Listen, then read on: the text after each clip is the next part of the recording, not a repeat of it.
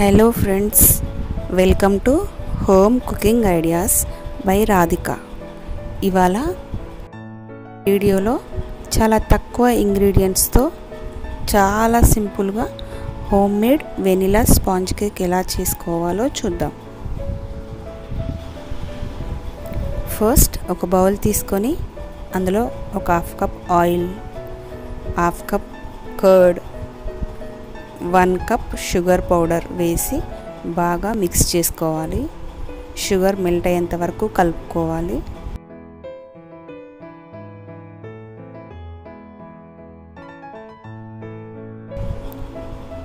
Sugar లాగా తీసుకుంటే half cup సరిపోతుందండి. షుగర్ పౌడర్ 1 కప్ తీసుకోవాలి.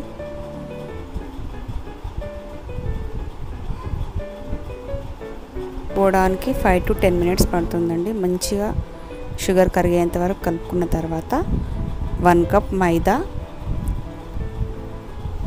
1 teaspoon baking powder, half teaspoon baking soda వేసుకొని ఒకసారి జల్లెడ పట్టుకోవాలండి.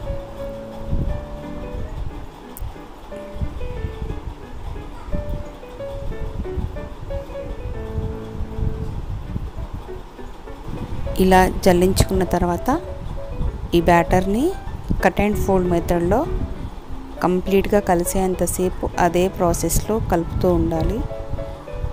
స్పీడ్గా కలపడం చేయకూడదండి. స్లోగా కట్ అండ్ ఫోల్డ్ మెథడ్లోనే కలుపుకోవాలి. ఒక 3 to 5 మినిట్స్లో బాగా కలిసిపోతుంది. Half teaspoon vanilla essence వేసుకోవాలి. వేసుకొని మళ్ళీ ఒకసారి బాగా కలుపుకోవాలి.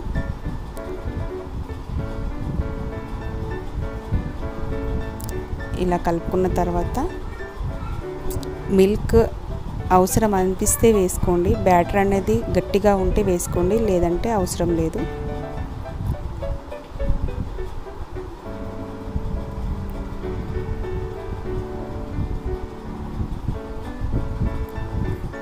ఇలా ఉండాలండి బ్యాటర్ కన్సిస్టెన్సీ. చెక్ చేసుకొని కలుపుకోండి.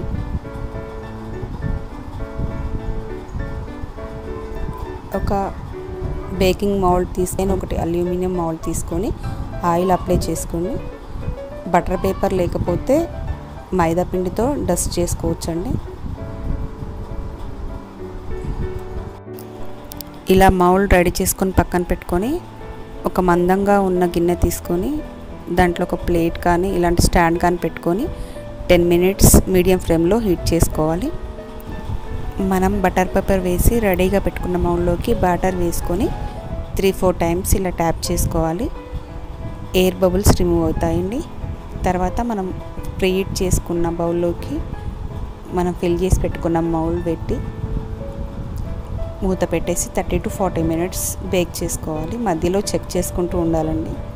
5 to 30 మినిట్స్లో నేను నైఫ్ పెట్టి చెక్ చేసినప్పుడు ఇలా నైఫ్కి అంటుకుందండి. తర్వాత మళ్ళీ ఒక 5 మినిట్స్ ఉంచేసి తీసాను. అప్పుడు నైఫ్కి ఏం అంటుకోకుండా ఇలా వచ్చింది. అలా చెక్ చేసుకొని స్టవ్ ఆఫ్ చేసుకోవాలి.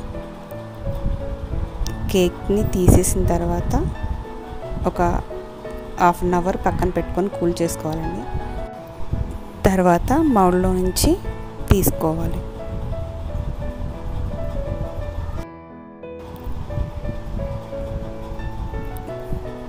చూడండి, వెనిలా స్పాంజ్ కేక్ రెడీ అయిపోయింది.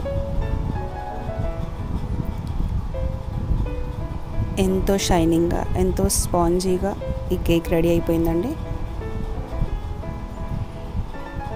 ఇంత ఈజీగా కేక్ రెడీ చేసుకోవచ్చు.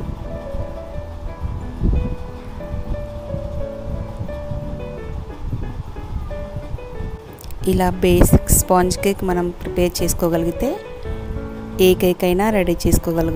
ఈజీగా ఐసింగ్ చేసుకోవచ్చు, కూల్ కేక్ ప్రిపేర్ చేసుకోవచ్చు.